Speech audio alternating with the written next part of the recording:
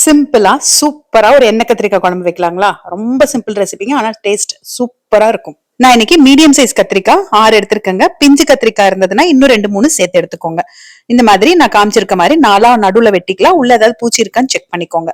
ஒரு கடாயில 2 ஸ்பூன் எண்ணெய் ஊத்திட்டு 1/4 ஸ்பூன் மிளகு, 1/2 ஸ்பூன் சீரகம், 1/2 ஸ்பூன் வெந்தயம், 6 அல்லது 7 வரமிளகாய், ஒரு எலுமிச்சை சைஸ் அளவுக்கு புளி கழுவிட்டு நாரெல்லாம் எடுத்துட்டு சேர்த்திக்கோங்க. இது கூட 2 கைப்பிடி சின்ன வெங்காயம் சேர்த்திக்கோங்க. இதுக்கு சின்ன வெங்காயம் சேர்த்தினாதான் டேஸ்டா இருக்கும். கூட 2 ஸ்பூன் வர கொத்தமல்லியும் சேர்த்துட்டு சிம்ல வச்சு நல்லா வதக்கிக்கோங்க. உங்ககிட்ட வர கொத்தமல்லி இல்லைன்னா வெங்காயம் நல்லா வதங்கினதுக்கு அப்புறமா 1/2 ஸ்பூன் கொத்தமல்லி தூள் சேர்த்துட்டு வதக்கிக்கோங்க. இந்த அளவுக்கு தேங்காய் வெட்டி சேர்த்திருக்கேன். இப்ப நான் அடுப்பு ஆஃப் பண்ணிட்டு தான் இந்த தேங்காயை சேர்க்கிறேன். கலந்து விட்டுட்டு நல்லா ஆறினதுக்கு அப்புறமா மிக்சியில அரைச்சு எடுத்துக்கோங்க. அதே கடாயில நல்லா ஒரு அரை குழிக்கரண்டி அளவுக்கு எண்ணெய் ஊத்திட்டு கடுகு கொஞ்சம் சேர்த்துட்டு கருவேப்பிலை சேர்த்துக்கோங்க. இந்த ஸ்டேஜ்ல உங்களுக்கு வேணும்னா ஒரு சின்ன தக்காளி கூட சேர்த்து வதக்கிக்கோங்க.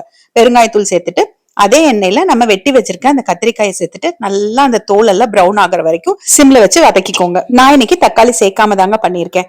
இப்ப இந்த வதக்கின கத்திரிக்காயோட நம்ம அரைச்சு வச்சிருக்க மசாலாவை சேர்த்துக்கலாம். கூட ஒரு 2 அல்லது 3 டம்ளர் தண்ணியும் சேர்த்துக்கலாம். ஏன்னா நம்ம மசாலா எல்லாம் நல்லா வதக்கி தான் அரைச்சிருக்கோம். சோ பச்சை வாசனை ஏற்கனவே போயிருக்கும்.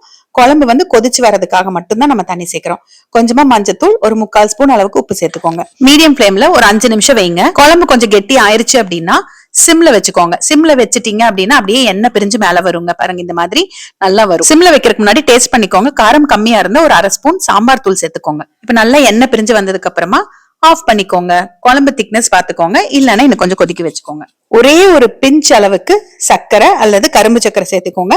இது நீங்க அடுப்புல இருந்து இறக்கறதுக்கு முன்னாடியே கூட சேர்த்துக்கலாம். நான் மறந்துட்டு அதனால இப்ப சேர்க்கறேங்க. அவ்வளவுதாங்க குழம்பு ரெடி. 2 3 நாளைக்கு நீங்க வெளியிலேயே வச்சு சாப்பிட்டாலும் கெட்டு போகாது. சாதத்தோட சேர்த்து சாப்பிட்டு பாருங்களேன். அல்டிமேட் டேஸ்டா இருக்குங்க. கண்டிப்பா நீங்க ட்ரை பண்ணிட்டு எனக்கு கமெண்ட் பண்ணுங்க.